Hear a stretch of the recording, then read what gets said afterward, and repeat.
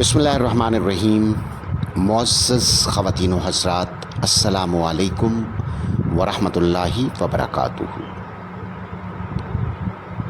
یہ جولائی 2020 کی ہی ایک روشن صبح تھی۔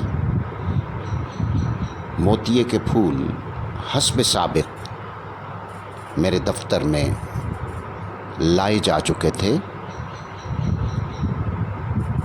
ان کے جسم سے اٹھنے والی خوشبو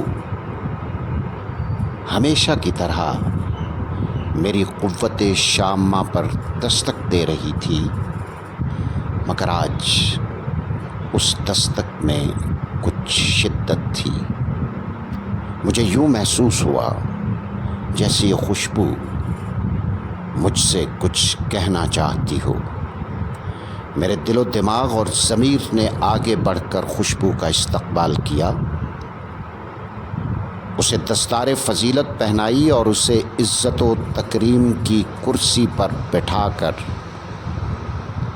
اس سے استفسار کیا کہ بھی خوشبو آج کچھ کہنا چاہ رہی ہیں۔ خوشبو نے ایک گہری سانس لی اور گویا ہوئی کہ کیا کبھی آپ نے سوچا کہ زمین کے سینے سے نکل کر پودا بننے تک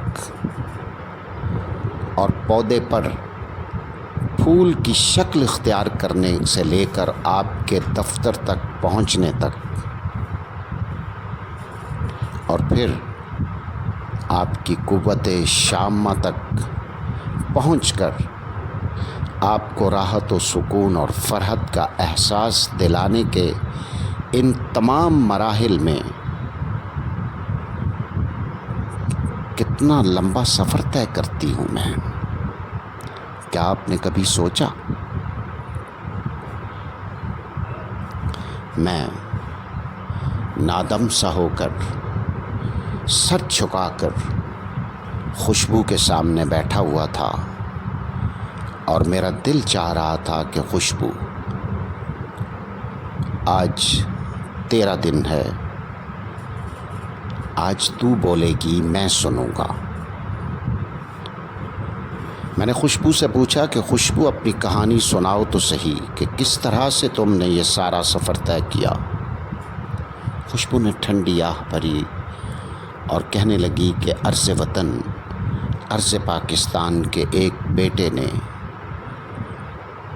میری ایک ٹہنی لے کر ماہ و سال کی گنتی میں کچھ عرصہ پیچھے عرض وطن عرض پاکستان کی مٹی میں مجھے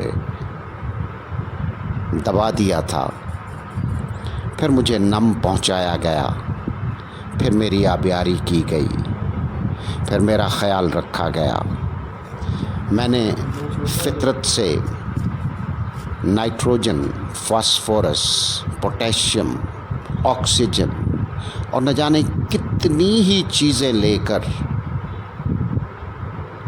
اپنے آپ کو سپلائی کرنے کے بعد اپنے آپ کو سہارا دیا۔